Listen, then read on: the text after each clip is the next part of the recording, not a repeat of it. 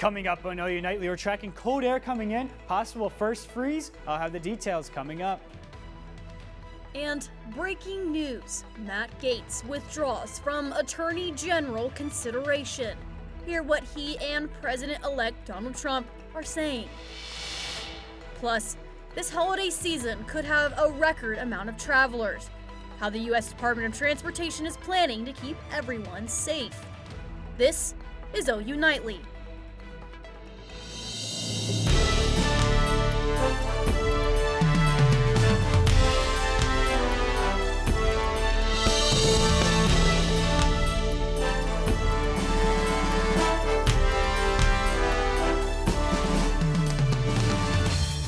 Thanks for watching OU Nightly. I'm Abigail Franklin. And I'm Brooke Griggs. We begin tonight with a big blast of cold air. That's right. We're talking about a possibility of our first freeze of the season. OU Nightly's meteorologist Scotty Allen joins us live with a first look at the forecast. Scotty. Yeah, that's right. We had a cold morning this morning, but we warmed up to the 60s. But this cold air is coming down from the north and bringing these freezing temperatures across most of the state. 32 degrees here in Norman, so we got a potential for our first freeze tonight, and across from most of the state, we're looking at freezing temperatures. So coming up in Maine weather, I'll have a look at this first freeze, a warmer weekend possible, and a look at your game day forecast for OU versus Bama. All right, thanks, Scotty. We'll see you in a bit. Breaking news from Washington, D.C. now. President-elect Donald Trump his pick for Attorney General Matt Gaetz is withdrawing his name from consideration. OU Nightly's Abby Hollinsworth is following this story for us live from the newsroom. Abby, a lot of reaction coming in from D.C. Yeah, Abigail, the former Florida congressman announced the news on X this morning, saying his confirmation was becoming a distraction to the Trump-Vance transition. Gaetz's withdrawal comes the same day CNN reported the House Ethics Committee learned of what is said to be a second sexual encounter with a 17-year-old girl. Even Republican members of Congress commented they did not see a path forward for Gaetz, with Senator Kevin Cramer from North Dakota saying he didn't think the number of votes needed to confirm Gaetz were there. Simple math, I think it was made clear that there's not a path, and if there's not a path, you're going to spend a lot of political capital for a losing cause. In a post on X, Gaetz said while he started out strong, it became a distraction to the critical work of the Trump-Vance transition.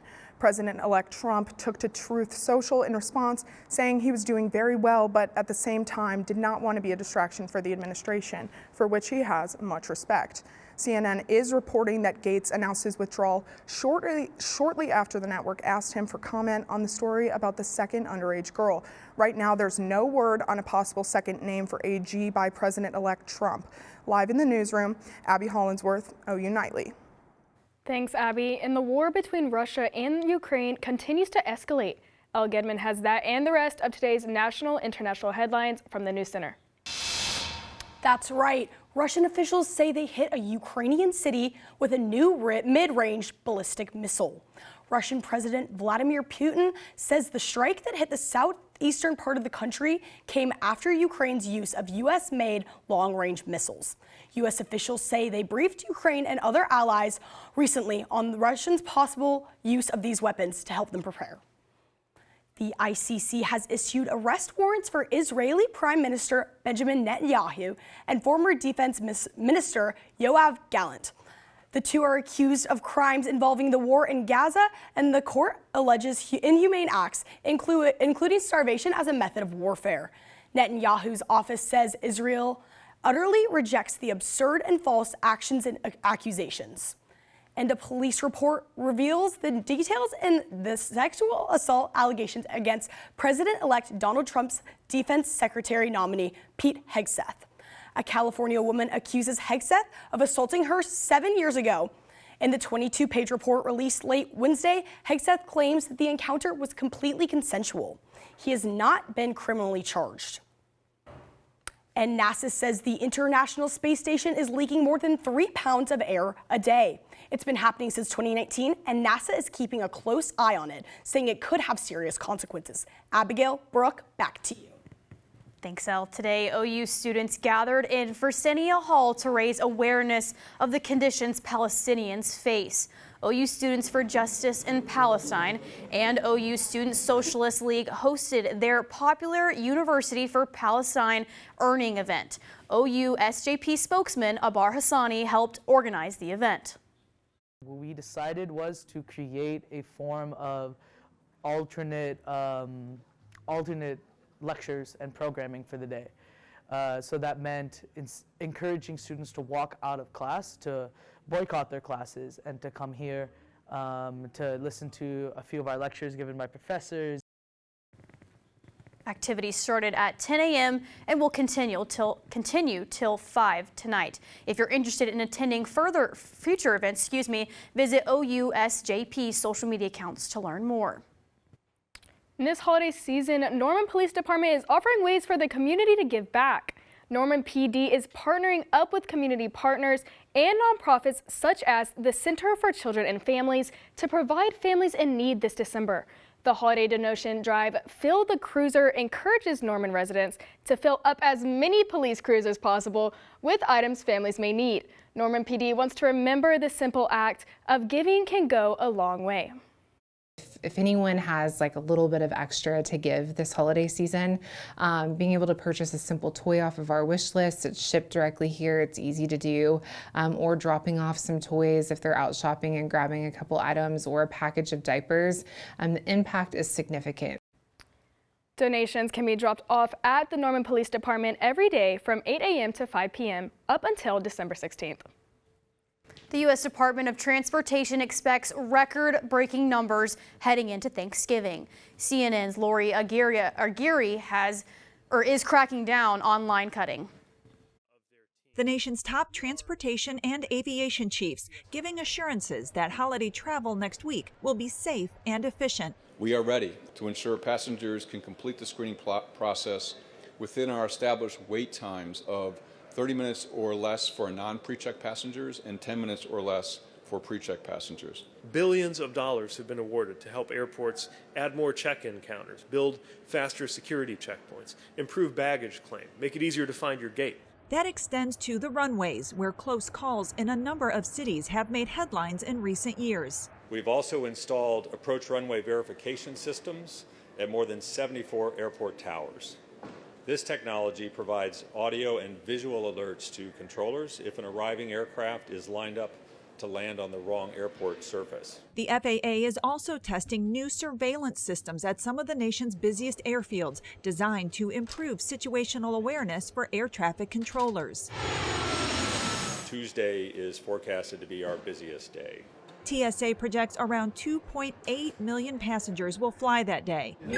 And heads up, if you try to cut the boarding line, American Airlines is unveiling new tech that will sound an alarm if a boarding pass is scanned before its assigned group number is called, and you'll be sent back to your boarding group. I want to remind everyone that we have a zero tolerance policy for unruly behavior. Please treat your flight crew with the respect that they deserve. I'm Laura Aguirre reporting. TSA encourages travelers to use a new texting feature that will answer travel questions in real time. And coming up on OU Nightly, a glimmer of hope in the fight against fentanyl. Find out how new data shows overdoses could be on the decline. And it might be time to check your spice rack, a new recall issued for your holiday spice. See why this company is in the hot seat coming up next.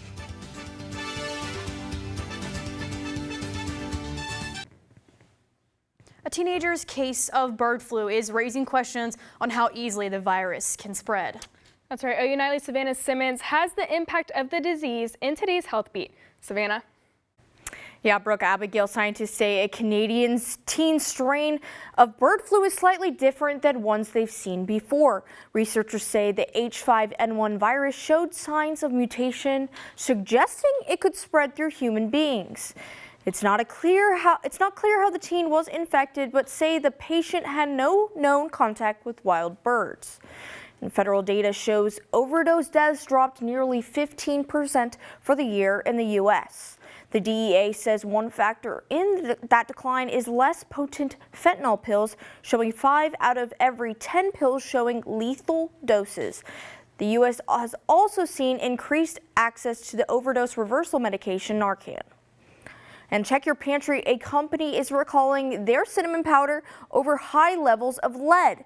IHA Beverages super brand dried cinnamon powder, primarily sold in stores in California, was pulled from shelves after health officials found elevated levels of lead during a routine sampling. At last check, no illnesses have been reported. And what's in your tap water? Scientists say they have discovered a new chemical in tap water that's consumed by 113 million people. Researchers are working to learn if it poses any health risk. Back to you, ladies. Well, let's hope not. Thanks, Savannah. Still ahead, the OU Food Pantry is providing more than just your next meal on campus. Now, how this food pantry is preparing to keep staff and students warm during the winter season. First freeze is on the way. I'll have the details on how you should prepare coming up.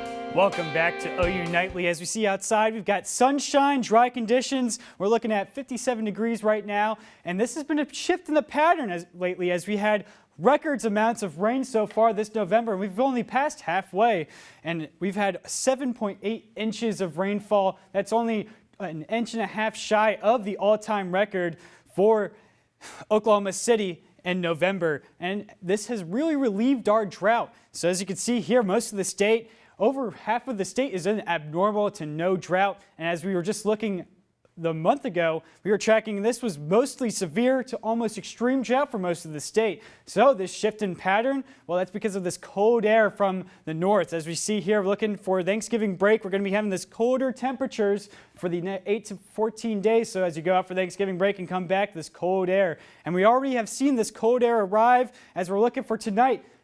Our temperatures are at freezing. 32 degrees here in Norman, and then we'll be 37 Saturday night.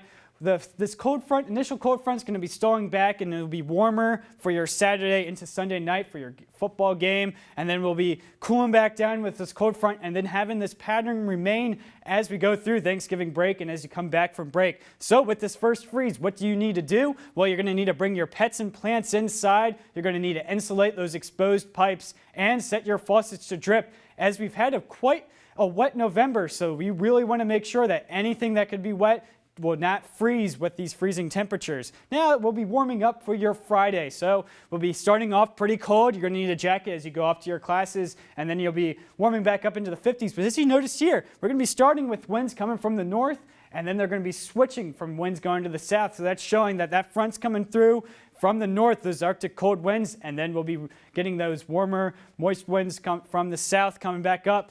And that will be giving us a nice game day forecast as we'll be having temperatures in the 60s for Saturday night for OU versus Bama. And then we're only going to be cooling down into the 50s. So it's not going to be freezing for your football game as that front's going to be going back up. So it should be a beautiful football game. And hopefully the Sooners can pull out a win against that number 7 ranked Alabama. And as we look here for our look ahead, it's going to be nice and warm on Sunday. And those temperatures are going to be going back down to the cold weather as we go looking ahead towards your Thanksgiving break.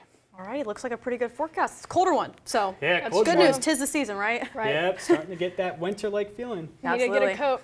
All right, well, thank you, Scotty. With winter quickly approaching, it is time to bundle up. As I said, the OU Food Pantry is reminding students and staff that they provide more than just food. Clothing is available for students and staff. The selection ranges from casual wear to shoes, hats, and coats. And as colder weather arrives, their need for winter clothing increases. We will get more and more students and staff that will stop in these next couple months and say, hey, what winter wear do you have? A great time if people want to donate, especially with the winter months coming up and it's going to be cold. A great way for people to go through their closets if they have an extra coat or something they can spare. We love to put it out here at the pantry. The pantry asks that acceptable donations include new or lightly used clothing. You can pick up or drop off clothes and food at the pantry in Cates Center. And I heard there was a highly anticipated season debut for the Thunder last night. Darby, what can you tell us about last night's game? Well, there was a certain someone that night that was coming back from injury. But speaking of, we got an injury report for you with a tale of 2 receivers from OU football, one labeled as doubtful and the other off the report entirely. What Brent Venables thinks of their performance coming up next. Hello, I'm Darby McCormick, and it's time for some sports. The latest SEC injury report was released last night, and there are almost triple the amount of OU players out compared to Alabama. But even after 2 wide receivers came back from injury, they didn't do much against Missouri. Deion Burks and Jalil Farouk combined for 7 catches and 55 receiving yards against the Tigers. But going into the weekend, this will be the first time all season that Farouk isn't on the report. Brent Venables recognizes the bumpy start, but is looking forward to the receiver's performance at the end of the season. They had to knock off a little bit of rust, and certainly the volume, their capacity, their play capacity certainly wasn't what it would normally be. And I thought they did great. I thought they fought their butts off to get back. That was all them. And so really proud of them and the toughness that they showed and the leadership that they showed as well through it all. And I thought that they did a good job. OU men's basketball will play East Texas A&M tonight at 7. The last time the two have met, 1971. Senior forward Jalen Moore has averaged 22 points 2 out of 3 games, and Porter Moser appreciates the consistency. Some guys, point guards, they've been a leader their whole life. They've been a captain 10 times on teams over the years. All of a sudden you get maybe a bigger guy thrown into a leadership role. They feel like they got to maybe do more. He doesn't. He's got to have an unbelievable high energy attitude every day. He's got to be the hardest worker in the gym, and he's got to really be great at what he's good at. And he's checking all 3 of those boxes every day. Sooner women's basketball heads to Sin City for 3 games, starting with UNLV. The first game Friday at 8:30 p.m. UNLV enters with a 4-1 series lead over the Sooners, but is now led by former OU women's basketball graduate assistant Lindy LaRoque. The Sooners round out their time in Las Vegas by playing DePaul and the winner of Duke and Kansas State. And OU fans can get their Sooner magic fill when OU women's gymnastics take the mat during their 2025 regular season. The team meets will be featured 7 times on the ESPN family of networks. 4 of those meets will be inside the LNC. And the OKC Thunder booted the Trailblazers out of the Paycom Center with a 109-99 victory. But the real story was the season debut of Isaiah Hartenstein, who had been out with a left hand fracture. And he did not disappoint, getting a double-double in just 29 minutes of play. Abigail, Brooke. All right, thanks, Darby. Still ahead. It's never too early to spread some holiday cheer. Now, hear how a community in Virginia came together to bring one last holiday wish when we return. I'm Madison Daly with an update from Moore Public Schools. The district confirms an elementary school counselor has resigned after being accused of allowing a registered sex offender to visit her at Sky Creek Elementary. In a letter sent to families, school officials say Candace Western was immediately suspended and resigned shortly after. Moore Public Schools says the visitor, Jeffrey Mobley, was never alone with students at any time. It is not confirmed if the police investigation into the incident. Thanks, Madison. Well, just a few states away, Christmas has come earlier than usual for one woman in Virginia. That's right. She's battling ALS, but her family didn't want time to take away the chance for Tracy to enjoy her favorite holiday. So her family made a wish, and it was answered when more than 1,000 carolers showed up to spread holiday cheer. The family says the memories of the Christmas miracle is something they will never forget. All right, well, thanks for watching OU Nightly. I'm Abigail Franklin. And I'm Britt Griggs. Before we sign off for one last time this semester, we want to leave you with a small slice of life here in Norman.